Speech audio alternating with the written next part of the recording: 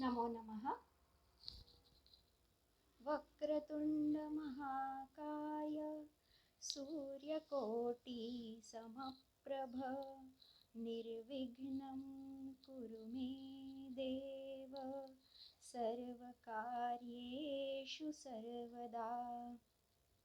या कुन्देन्दुतुषारहारधवला या शुभ्रवस्त्रावृता या वीणावरदण्डमण्डितकरा या श्वेतपद्मासना या ब्रह्माच्युतशङ्करप्रभृतिभिः देवैः सदा वन्दिता सा मां पातु Saraswati Bhagwati निःशेषजाड्यापहा।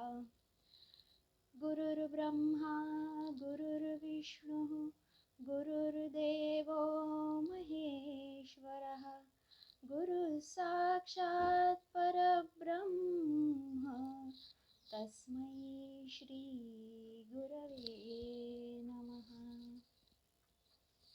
Good afternoon all.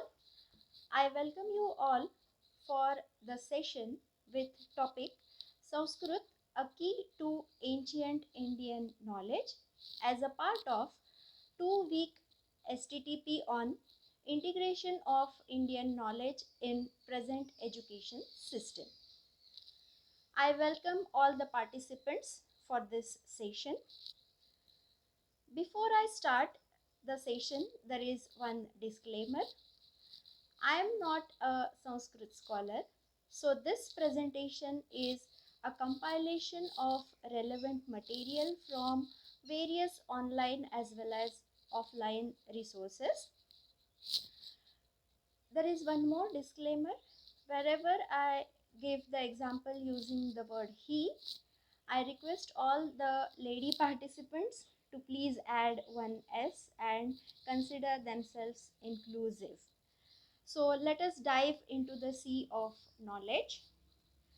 This is the brief roadmap of today's session. It is broadly divided into two parts.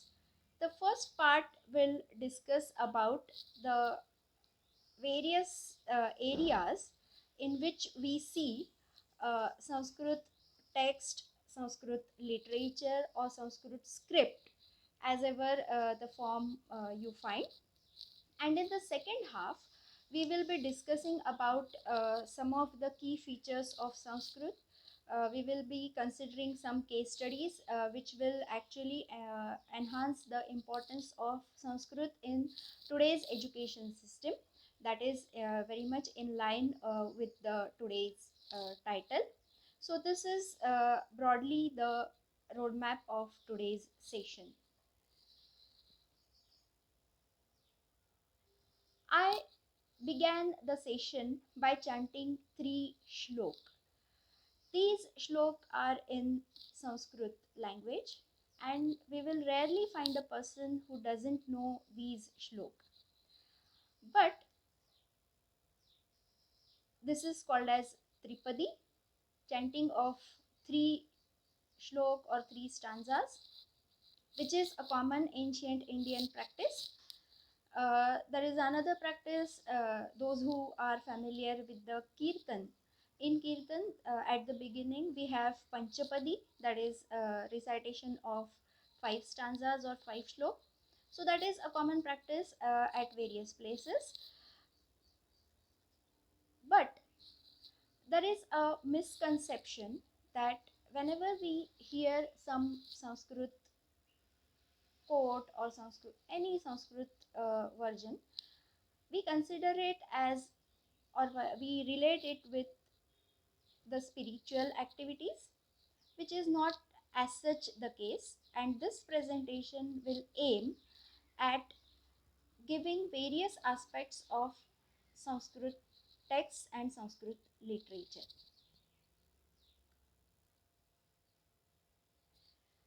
Sanskrit is a language. It is a medium of communication. How can it be confined to only few subjects? In ancient India, Sanskrit was used for speaking, writing, singing, documentation, and for all the tasks a language is supposed to be used for. Later on, it was transformed to form other Indian languages as per need, maybe regional need, maybe other needs. So Sanskrit was slightly transformed as per the geographical regions into various diversified languages, derived languages, we can say. So this presentation is uh, maybe helpful for accepting the fact that Sanskrit is a language in general. The oldest possible literature available or known is Veda, Sanskrit literature we are talking of. It is written in Sanskrit. So, let us start the discussion of our today's topic with a reference from or with a shlok from Veda. This is a shlok which gives information about Vedanga, that is, limbs of Veda or subtopics of Veda. Each topic is correlated with a human body part. Such a nice concept. Had we known this, we could have correlated our existence with the nature, and there can be many insights out of this had it been known. Why we don't know these things? Because we don't know Sanskrit. That is the only reason. It is available. The shlok says, छन्दः पादौ तु वेदस्य हस्तौ कल्पोऽथ पठ्यते ज्योतिषामयनं चक्षुः निरुव्रतं श्रोत्रमुच्यते शिक्षाघ्राणं तु वेदस्य मुखं व्याकरणं स्मृतं तस्मात् सांगमधीयानो ब्रह्मलोके महीयते. So this actually tells us about how the body parts are related to specific aspects of discussion. Like, for example, eyes are related to Jyotish, ears are related to Nirukta, Chanda, that is related to legs. So, whatever aspects of literature we are dealing with, they are correlated with the body parts. Isn't it fascinating? It has this particular shlok also gives the features of Vedangas. So these six parts or six subtopics of the Veda, which are called as Vedangas, what are those features? Interdependence, as we can easily correlate, the organs work in correlation, or they are dependent on each other for a specific task, specific functionality. So interdependence, interconnectivity, decentralization at some times, then cyclic essence, one after another there is a specific sequence of activities required, and acceptance of multiplicity. So all these body parts, when they are used in general, we see all these functions, and these are the functions which are depicted or in the Sanskrit literature called as Veda. So doesn't it a nice thought? So it is reflected in just 4 lines. This is what is the structure of Sanskrit representation, data representation as we can call it in today's language. It is highly structured language. We will be discussing it in the second part. So there is a specific structure, use of 2 lines, 4 lines, 8 lines, a collection of such to represent a particular data set. So it is a very structural form, and it will be correlated with the existing computer system as well. So this was the first example from Veda. Next, environmental science. We find various references of environmental science, which is a key concern nowadays. As we are experiencing climate changes, we come across, or we many a times hear about the sustainable development goals. All these are related to environmental issues. So we find references of environmental sciences from Vedas. In modern world or in modern Sanskrit, which is somewhat used in today's era. Paryavaranam is the word used for environment, but in Atharva Veda, there were various terms used for the environment. To describe environment, various terms were used depending upon the aspect under consideration or depending upon the requirement of the text. The words go like this: Vratavrita, Abhivaraha, Avarita, Parivrita. So these were the alternative words used to describe environment. In Upanishad, the five elements of the universe are clearly depicted, which we popularly know as Pancha Mahabhuta: earth, water, light, air, and ether. So we find description about all of these. The nature has to maintain a balance between all these five. Our body is also made up of all these five elements, as we are a part of universe. Once the mm, demise of the soul, we call it panchatattvat vilin. So that is how our body gets merged into the five elements. Earth is described as goddess in Rigveda. So how they are referenced, let us see by examples.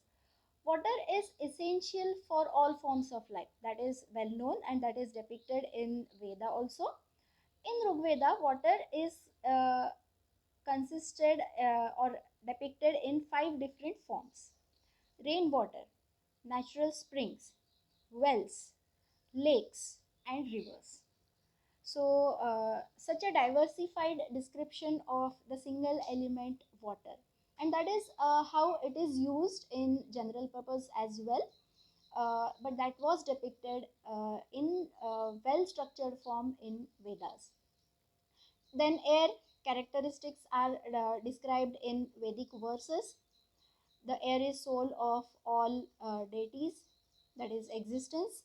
We cannot see it, but one can hear its sound, and we pray to air god. Again, in the form of god, it is represented. There is a verse in Yajurveda which says about the sky: do not destroy anything of the sky, do not pollute it. That is what is the requirement right now. Everybody needs to think about this, which is being told near about thousands of years back in Vedic literature. So, if we go through all these descriptions, there is one common aspect, that is, all these elements are worshipped as God. So, that was an era when all these elements were worshipped as God. Afterwards, the trend got shifted. Then, from environmental science, come to the maths. We find references of mathematics in Vedas. There is a shlok which describes appearance of an interesting number, 3339. So it is actually addition of 33 plus 303 plus 3003. So it is just a arrangement of numbers and how it results into a different number by after addition. So we have a shlok from Rigveda regarding this. Another reference which exactly correlates with the computer system or number system that we use in computers. So it gives about listing powers of 10. Obviously, the representation pattern is different. It is in the form of ahuti, worship. So how many times I worship you, it's something like that. But it depicts power of 10, one after another. So 10 raised to 2, that is Shata. 10 raised to 3, that is Sahasra. 10 raised to 4, that is Yuta. 10 raised to 5, Niyuta. 10 raised to 6, Prayuta. And the list goes on. And 10 raised to 12 is parardha. Now, if we just correlate these powers of 10, which we often use in depicting numbers, hundreds, 10 raised to 2, shata, sahasra, represented by kilo, k, so 10 raised to 3, 1000, 10 raised to 6, mega, megahertz, we use for frequency, 10 raised to 6 range, terabytes. Nowadays, we are talking about 1 TB of hard disk, so that is nothing but terabytes, 10 raised to 12. So all these powers of 10s were described in passage Taittiriya Samhita, that is reference from Veda. Now another mathematical structure which is seen in the form of carvation on stone. It is available, we can see at a temple in Khajuraho. This particular temple is supposed to be built in 10th century. Jain temple it is. So this particular magic structure, magic square, we are very often seeing such type of structures in newspapers also in the form of Sudoku. But we have ancient references of this in terms of carvations on stone. And this 4x4 square, these magic squares can be of any size, but this particular which is seen at Khajuraho is having a size of 4x4, and it is considered as one of the oldest such type of structure, and it is most perfect magic square. Every row, every column and two diagonals sum up to the number 34. So this is again an amazing fact, obviously in ancient India. Then related to astronomy also, we find Sanskrit references. Aryabhatta, a Sanskrit scholar, he stated laws of planetary motion in around 5th century AD. Before, much before, it was stated by the Kepler. Kepler's laws we are familiar with. The science students learn them, but it was stated much earlier, and scholars believe that Aryabhatta stated them before the existence of number system, before the discovery of zero. So he could not formulate them, but he could give the details about the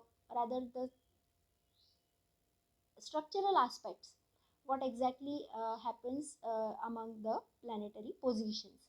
So he could not rather formulate or give the quantitative aspects, but he could give the behavioral aspects. So these are the shlok. No living being can function without the sun.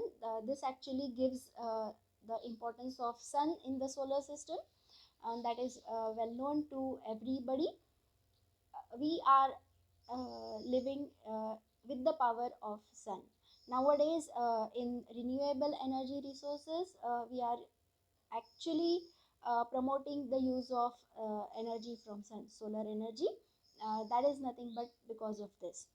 So, yene ma vishcha bhuvanani tathastu tatah kshatram balomojascha jatam. So, the sun is force of life. That is the meaning in gist of this shlok. So, this is from astronomy. There is one more interesting reference about astronomy. What is the logic behind the weekdays? Do you know why Sunday comes after Saturday? And why I have used the word or the day Saturday first? There is a reason. There is a scientific reason which we can find in old Sanskrit texts, which gives you uh, the exact formula.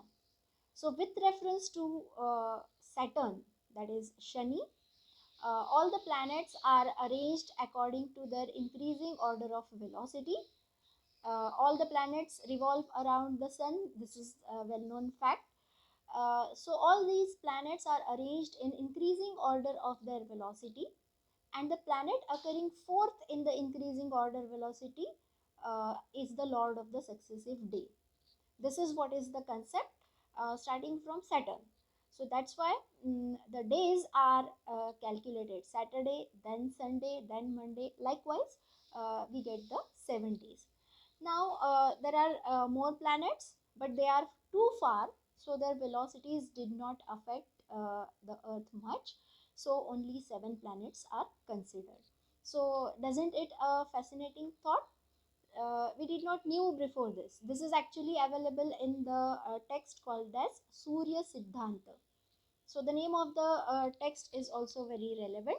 It gives you about the details about the solar system and how the weekdays are named after every planet. So that particular day is the lord of that particular planet. Then we can have another references from Arthashastra. Kautilya's Arthashastra you might have heard.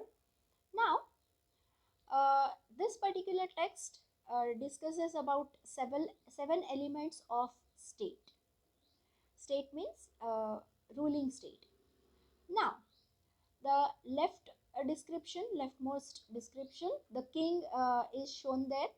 That is actually given in Arthashastra, and it can be readily correlated with the business management aspects that MBA students study nowadays.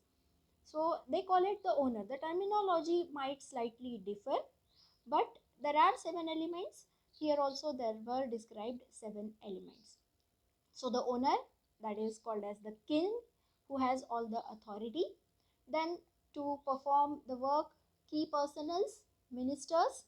This is what is the structure in any what you can say democratic culture. In India also we find such type of thing.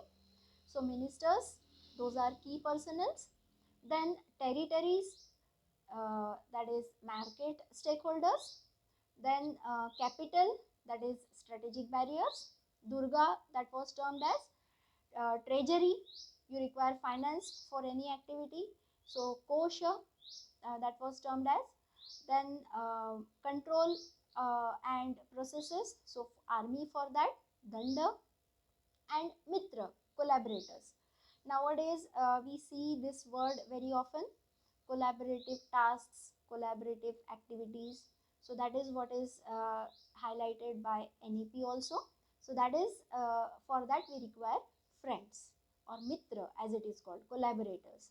So these two can be readily matched, or we can see references from Kautilya's Arthashastra related to business management. Now, with these examples, I think we can easily convince ourselves that Indian knowledge is extensive, rich, and oldest. These are few examples, sample examples. The list is endless. But the most of the Indian knowledge is available in Sanskrit, because that was the common language used at that time. So obviously, all the literature, all the text, all the scripts will be available in that language only. So a basic knowledge of Sanskrit is essential for every Indian. This is what we can conclude after watching all these examples. So next we shall be dealing with uh, what are the other aspects and what are the key features of Sanskrit language. So let us take a brief break of say about 1 minute and then come back.